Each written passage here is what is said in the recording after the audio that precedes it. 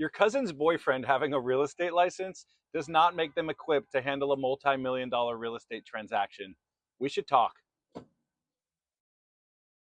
Hello, everyone, and welcome to the new episode of ABA and MIA, where real talk meets real practice. I'm Karelix. And I'm Miriam, and we're here to break down ABA, autism, and the everyday life of the 305. With clarity, compassion, and a little Miami spice. So grab your cafecito and let's get into it. All right. Welcome back, everyone, to ABA and MIA. Today, we are so excited to have Elissa Renee Mandel, who is a speech-language pathologist and founder of Speech Works by Elissa. She specializes in helping children develop functional communication skills, who has extensive experience working with children with autism, speech delays, and childhood apraxia of speech. One of the reasons why I'm super excited to have Elissa on board with us is that we have the opportunity to collaborate on many shared clients over the years. Through that collaboration, I have seen firsthand how speech ABA work together to help move from sounds and approximations to meaningful communication.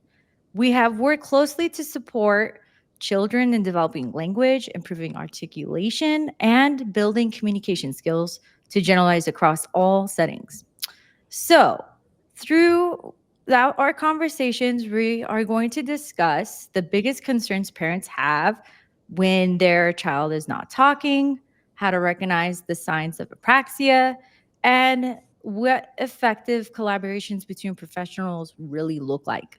So, Alyssa, welcome to ABA and MIA. Thank you for joining us. It's a pleasure having you. Thank you so much for having me. I'm so excited to be part of ABA in Miami. Miami is like a second home to me. It's incredible to be here with you guys today. Well, thank you. And we just wanted to know a little bit more background. If you can tell the audience a little bit about yourself as a speech pathologist and what led you to specialize in working with children with communication language. Challenges. Wow, how much time do we have? I'm gonna short.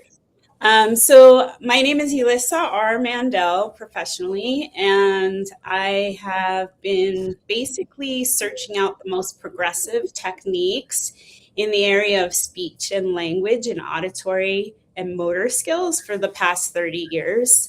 I myself was not diagnosed until my third master's degree at the age of 28. So not only do I seek out the most progressive techniques for my clients, but I have sought them out for myself.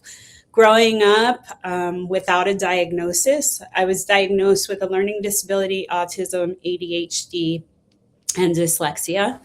And growing up without any support, I basically had to learn how to support myself.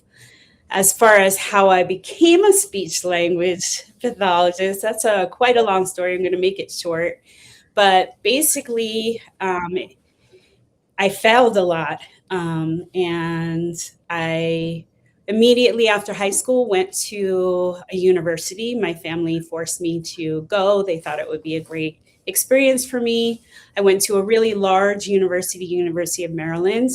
And without accommodations and a diagnosis, it was impossible. So I basically was failing the first year. I was advised to find a different program and major. I was a scenic design major at the time. And so I went on a journey to try and find a different school or a different avenue to go down. So I applied to Ringling Brothers and Barnum and Bailey Clown School and got in. I called my parents with the exciting news, and my mom cried and said, "You're going to marry a clown, have clown babies, and pet elephants." So instead of becoming a clown, I knew I wanted to do something that didn't require a lot of verbal communication.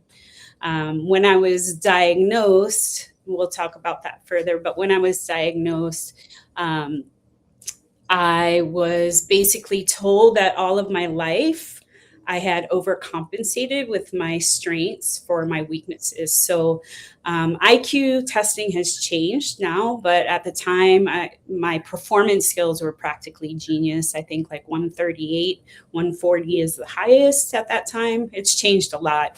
Normal is between 100 and 120. And my verbal skills were well below normal limits, in the 70s, the high 70s. So they explained that I overcompensated by performing instead of talking. So that was really, really interesting. So basically, after not becoming a clown, I went to community college, took some sign language classes because it's very much like miming.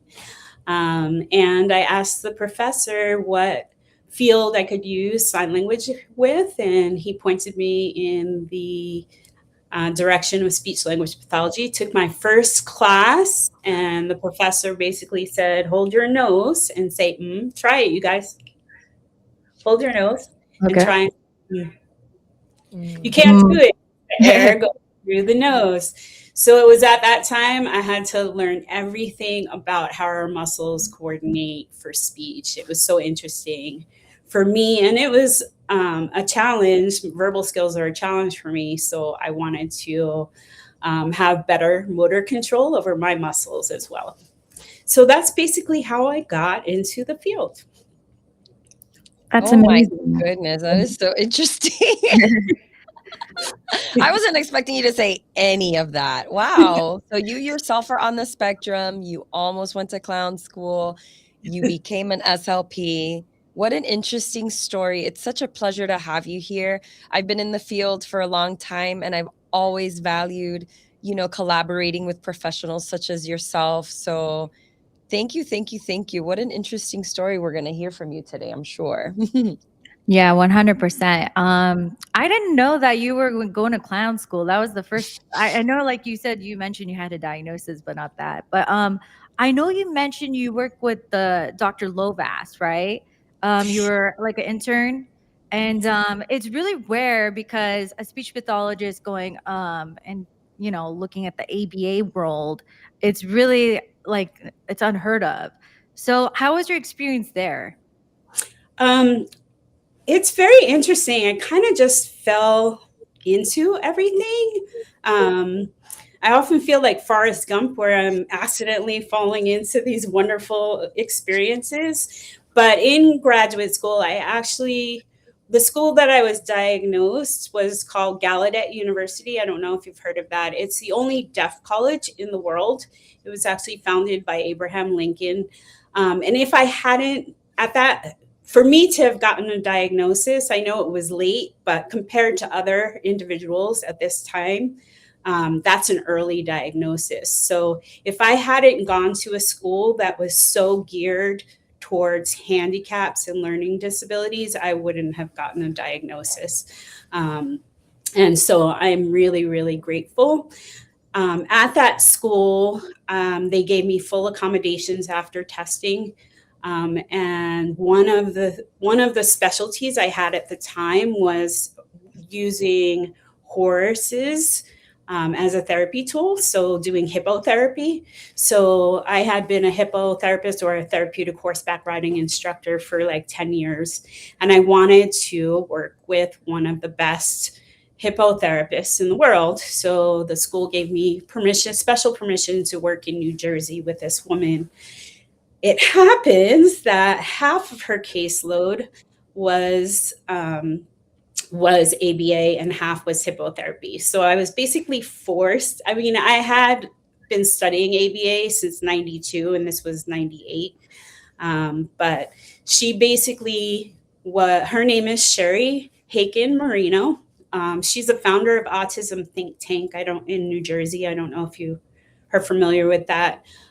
She was specifically trained by Dr. Lovas and the UCLA staff.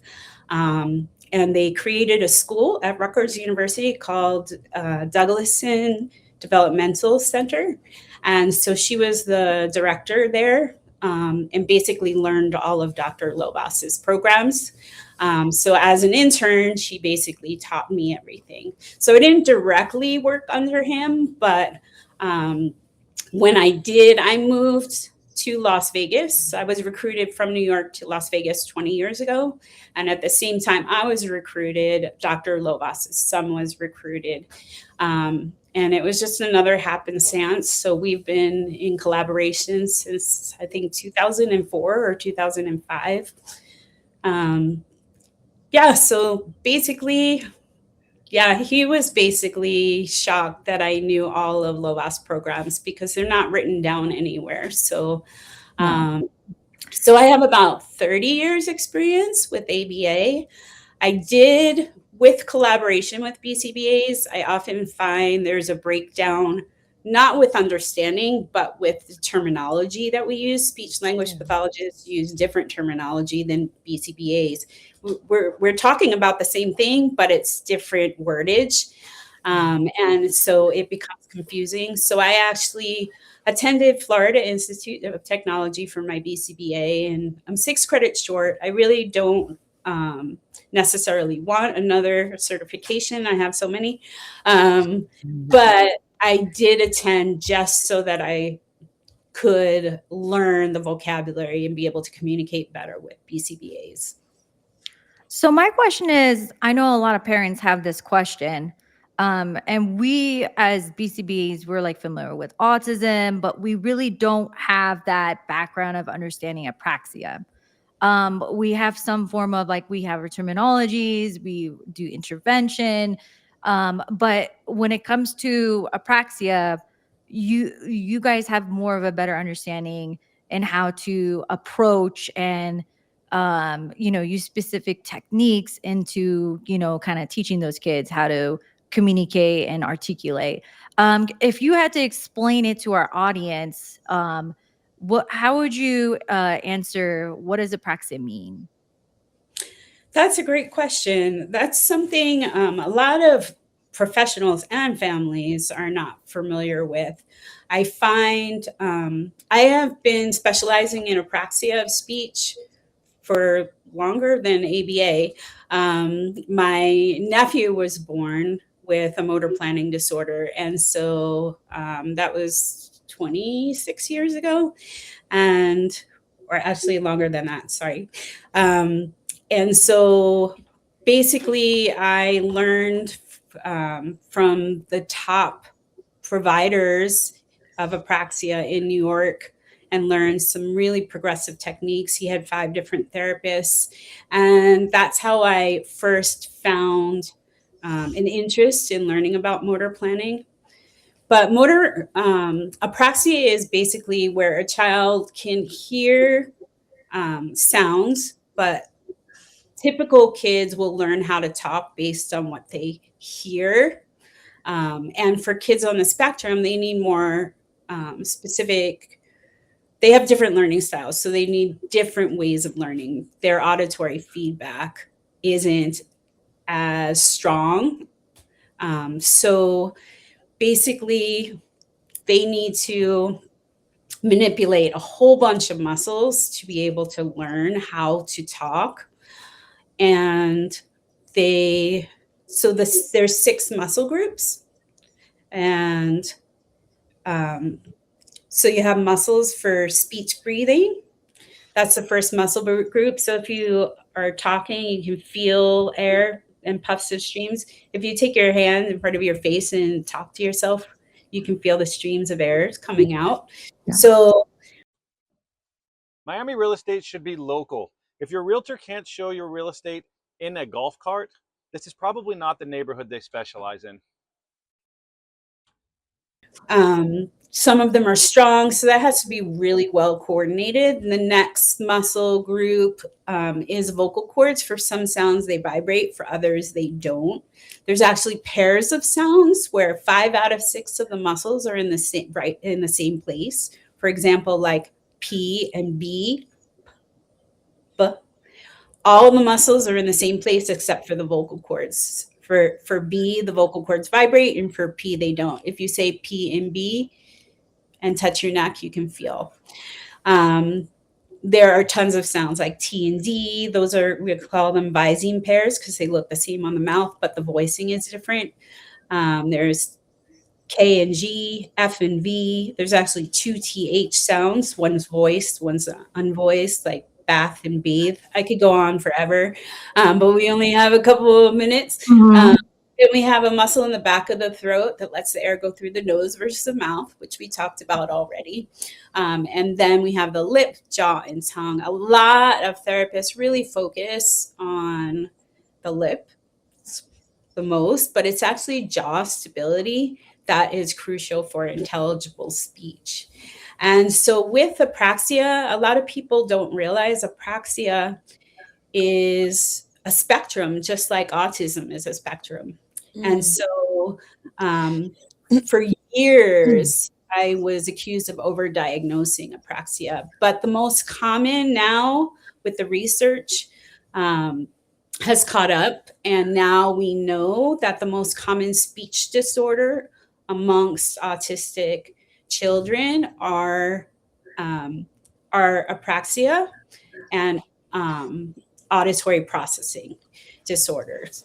And so basically, it's just about knowing where their muscles go. And like I said, typical peers learn how to manipulate all those muscles based on auditory feedback. They hear their mom say ball, the mom's holding a ball, they're holding a ball, and they move their muscles and play around based on what they heard.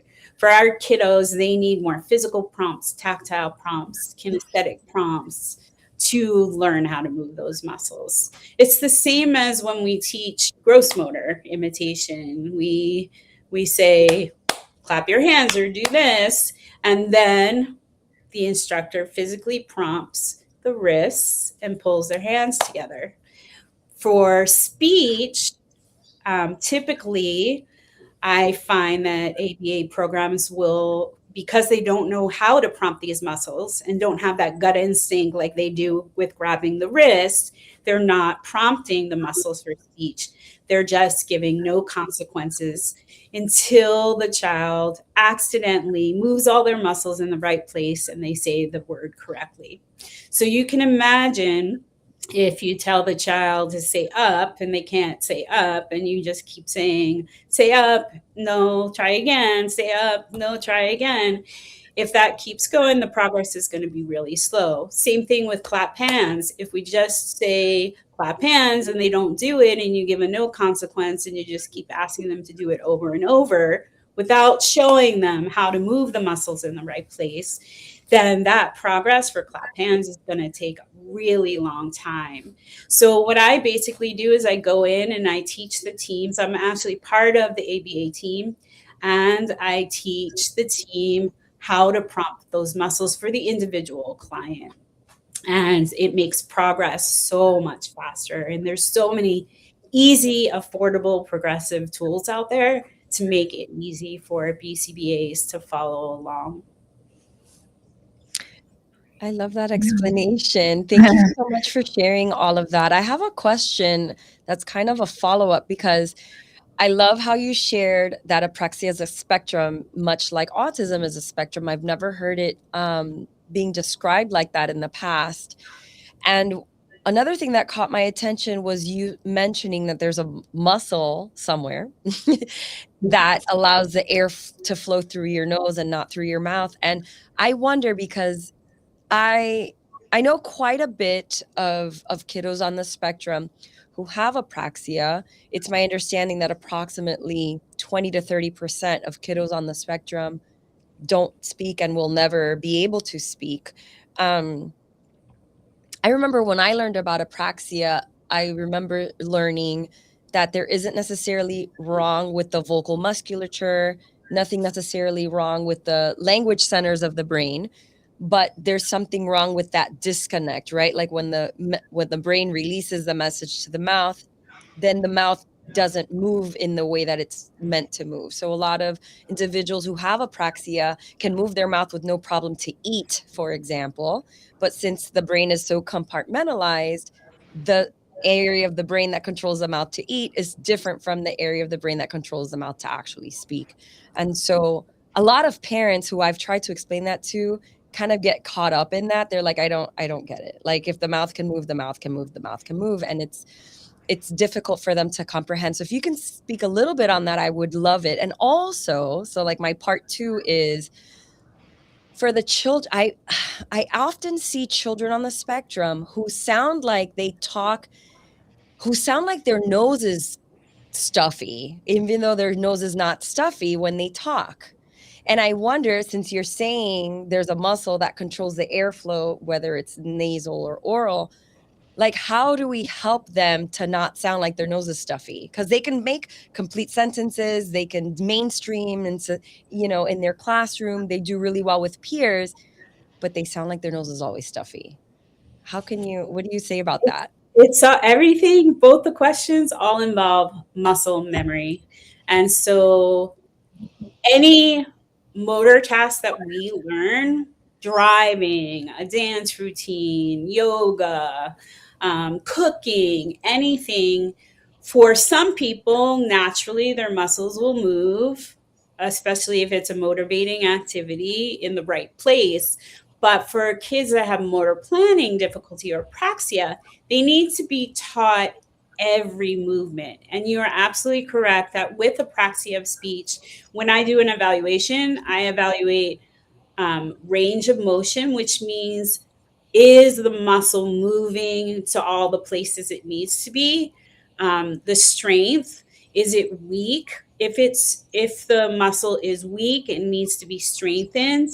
It's not, it's apraxia and muscle weakness. So they both need to be worked on. If it's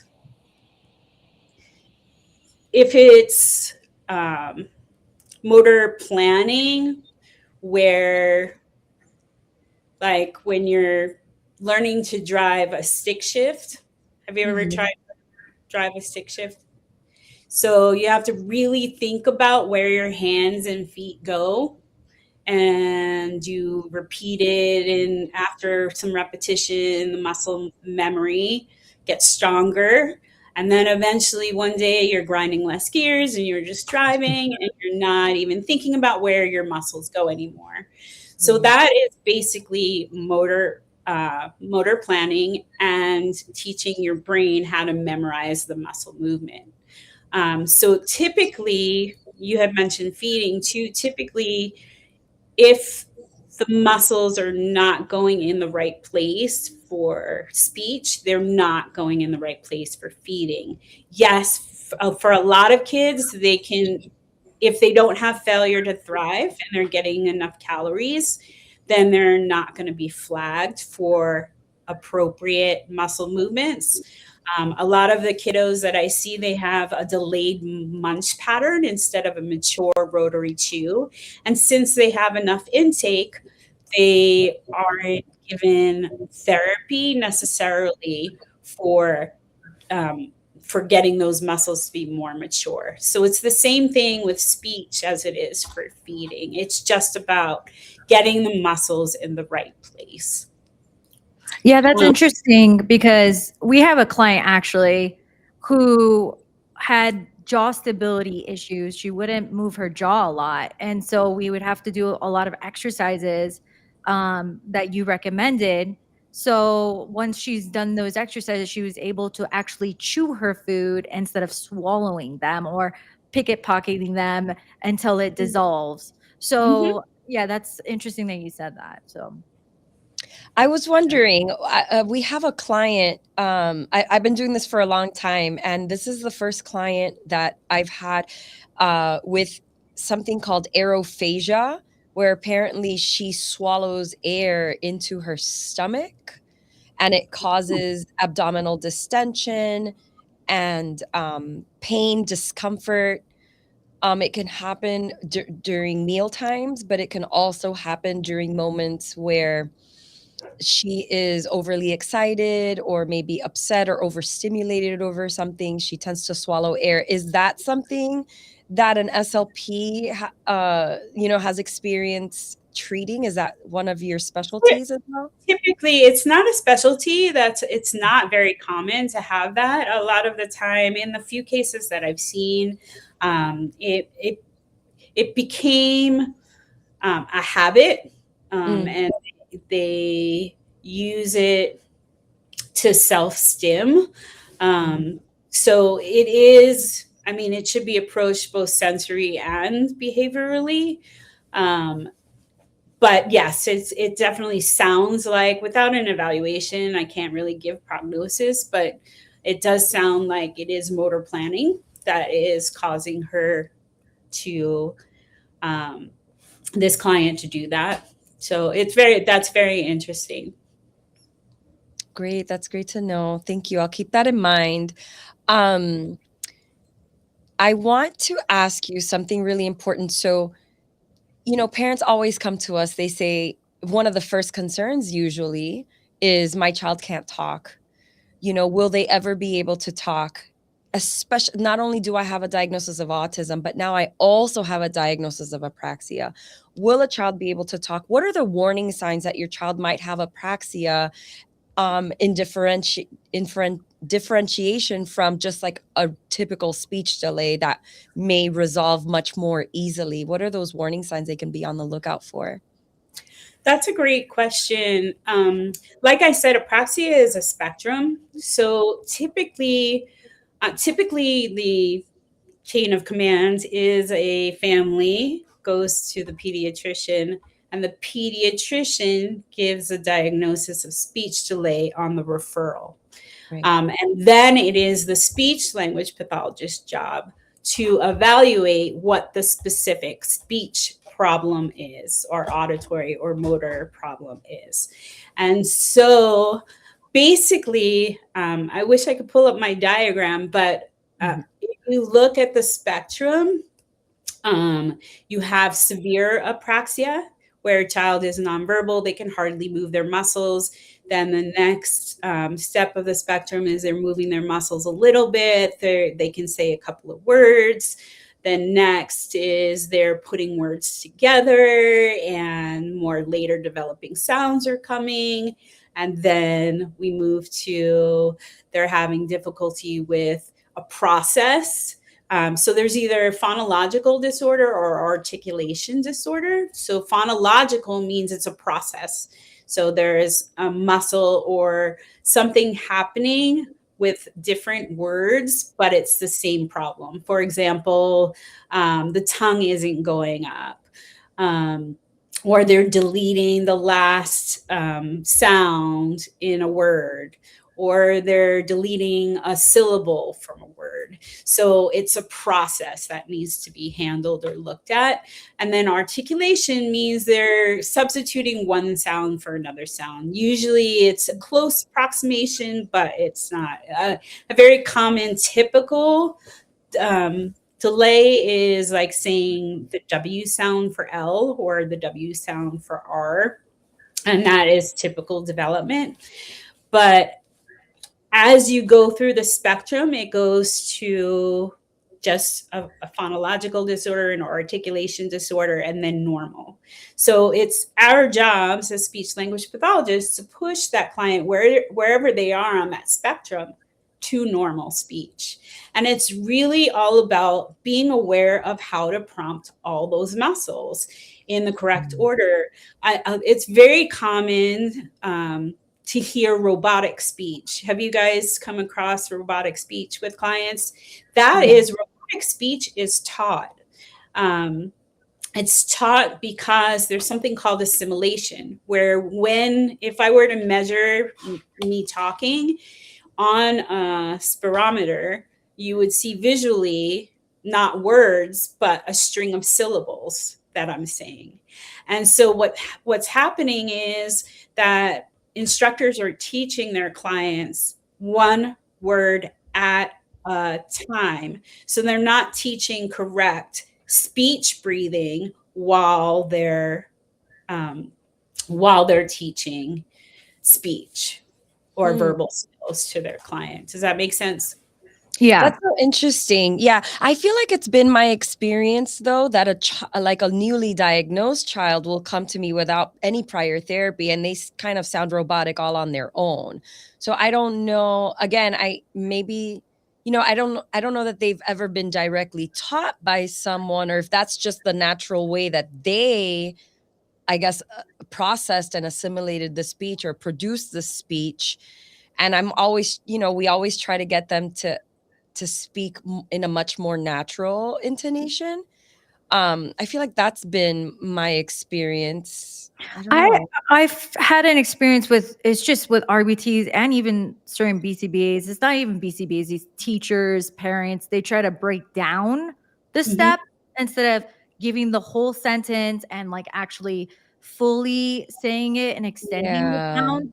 It's more like, I want ball instead of I want ball. Like, so it's much more natural, I guess, because we seem to teach in a way where are they comprehending each word at a time, or we should break it down at a time. That's how we do with shaping procedure. We do I first, and then we do I want, and then we do I want ball. So it just spaces out everything. And so that's why it turns out they sound more robotic. So Yeah, I get it. Yeah, that makes And it sense. could be parents. Most parents of nonverbal kids Mhm. will teach. Their instinct is to try and repeat Mhm.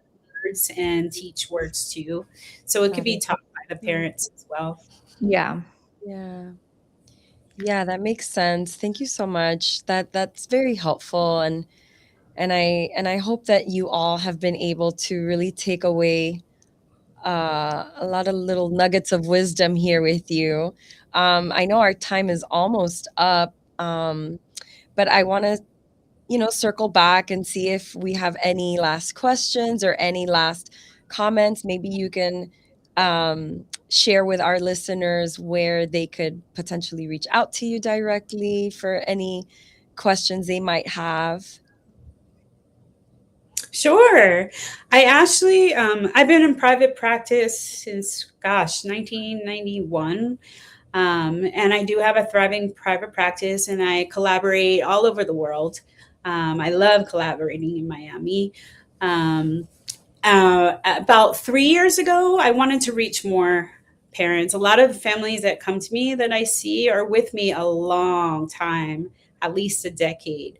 Um, not to I don't want it to sound like they're with me a long time, but I can only work as fast as typical development. And if you look at a nonverbal or an infant that can't talk, they're not talking in adult patterns until they're at least 7 years old.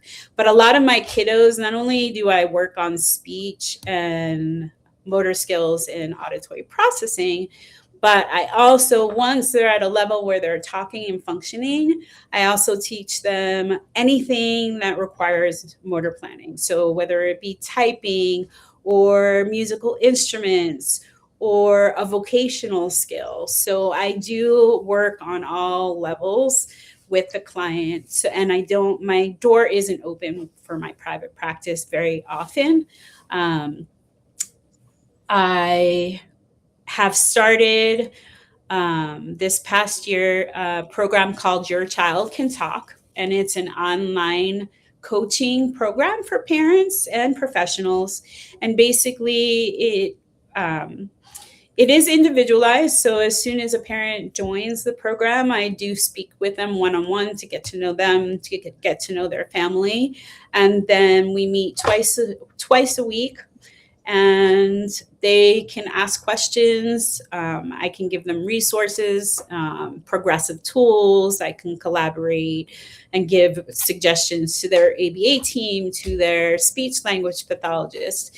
It's more to empower parents than anything else. Professionals are very much welcome, but it's parents that really need to advocate for these kids. And they go through this process of, they get a diagnosis they weren't expecting most of the time, and they have to go through grieving process, and then it takes them years to find out what services are available in their area. So if I can help because early intervention is so crucial with these kiddos. If I can help in any of that struggle to get the right services and the right resources, then I know I can change that family's life.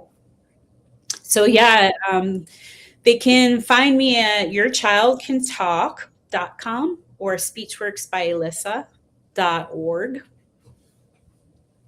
Awesome. Thank you so much for sharing that. I have a follow-up question based on what you just said, because it was so interesting. So you mentioned, so you were talking about, oh my goodness, now I like kind of lost my train of thought a second. Yeah, right. It What was happens. what was I gonna ask you? Let me think. Well, I wanted to ask on following up with Continue. working with BCBAs. What do you have, like, what advice do you have for speech therapists, and even BCBAs in general, like the barrier that you guys, like there's always a barrier. Like I know it's very uncommon for speech and ABA to work together and like working in the same goals because of insurances and things like that. What advice do you give in collaboration? And what are the challenges?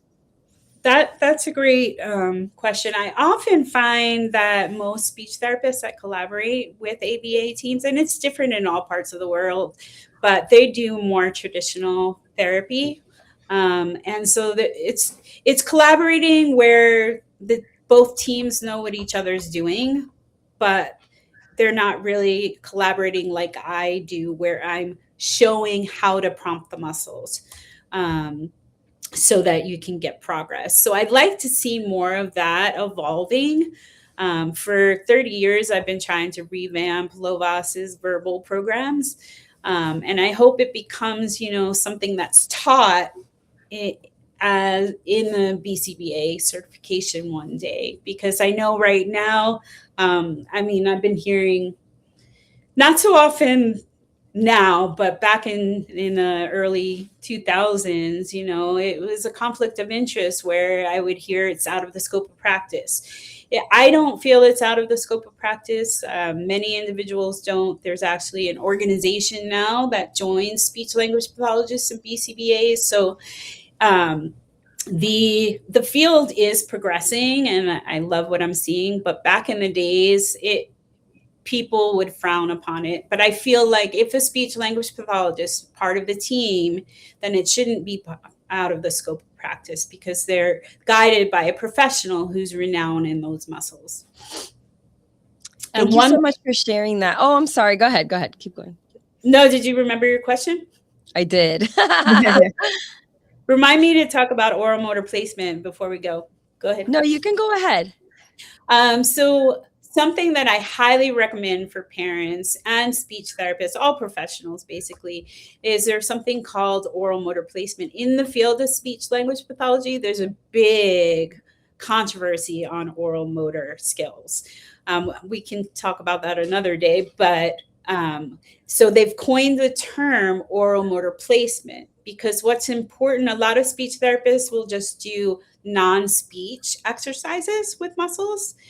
But what oral motor placement does is it shows you exactly how to move that muscle in the right place for each sound, to coordinate those muscles for syllables, to put those syllables into words, and words into sentences and speak.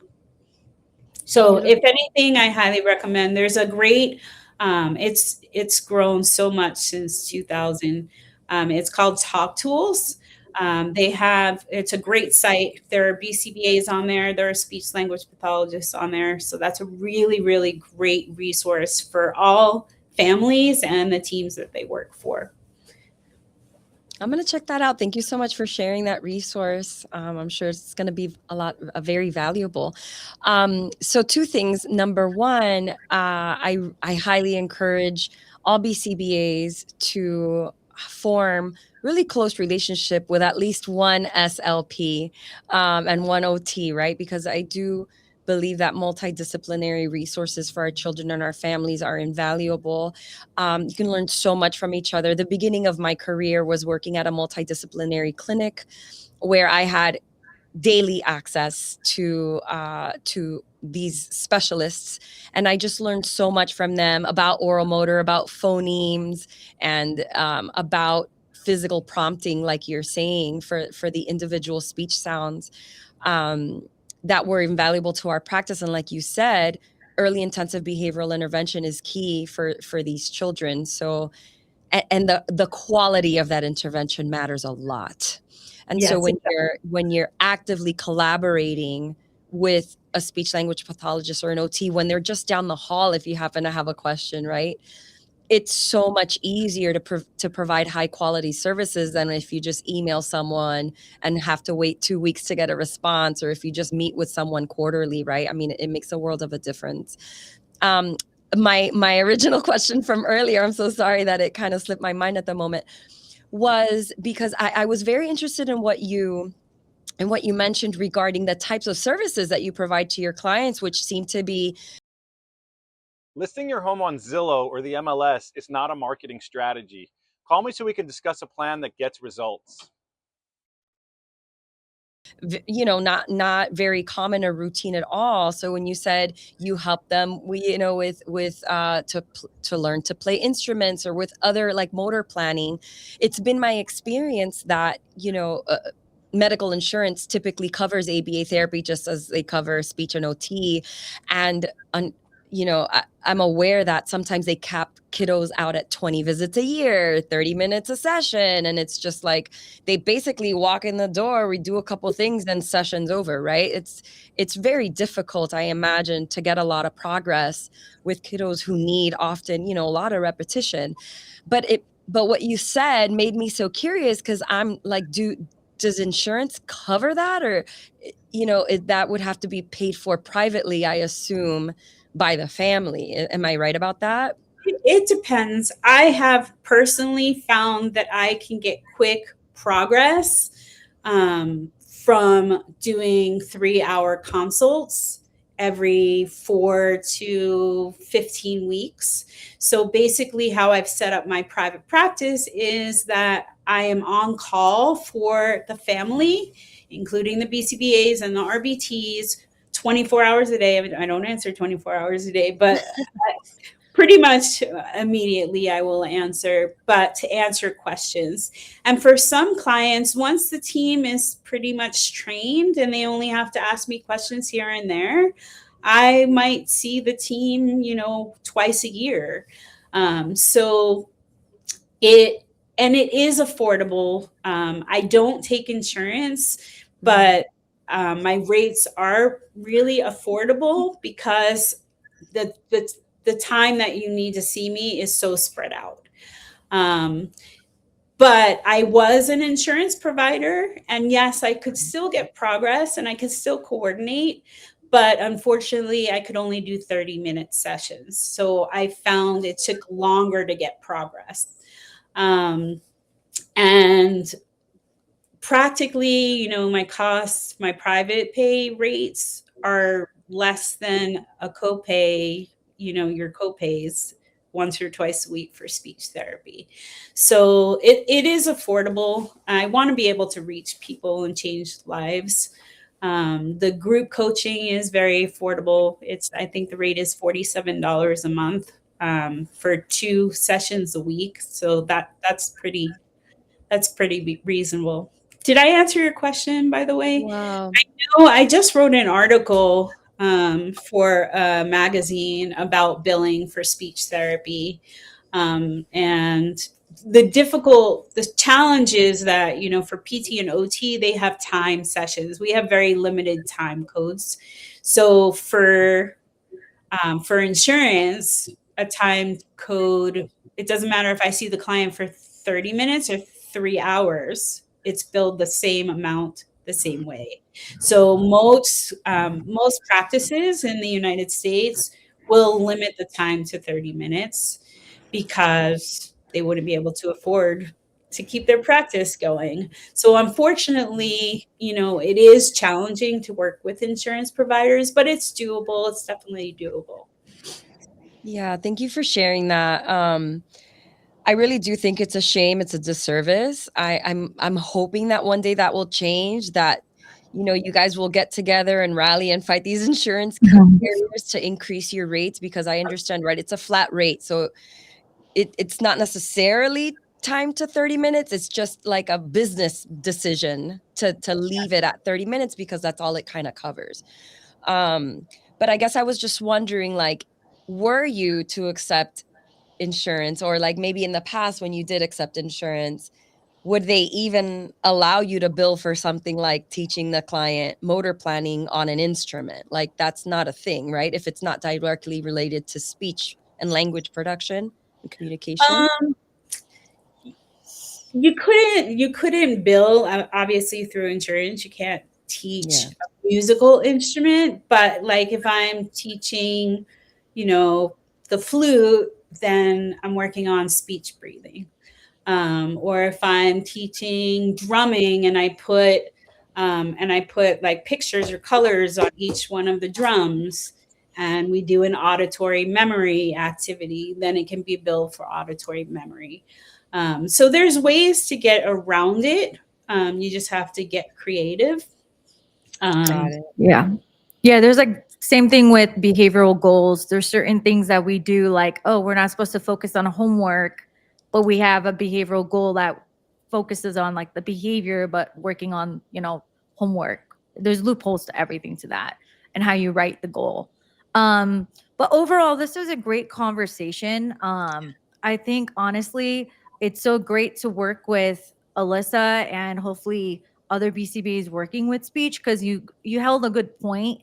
We are working on speech, but we're reinforcing certain sounds, or we're not getting the full approximation. We just keep continuing to do repetitions and kind of do errorless learning and try to wait till they, utter those sounds. So it's great to get like a speech perspective and work on those tactile prompts, or follow those muscle movements that you kept talking about, or even extending our sounds and how we can do that.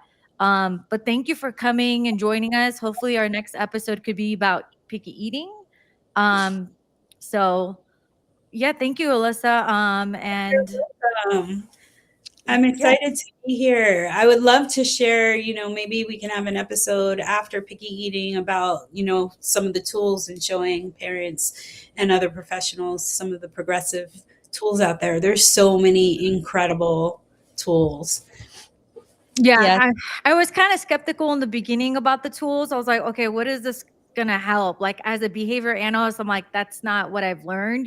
We've learned about like shaping and other procedures. So I was just like, but once I've seen it while we were incorporating our goals and our programs, I'm like, wow, it makes sense now. So thank you for joining us. And I'll see you guys next time. Yes, be sure to catch us on YouTube, Instagram, and TikTok. We'd love to always hear from your questions so that we can tailor our content to you guys. See you next time. Bye.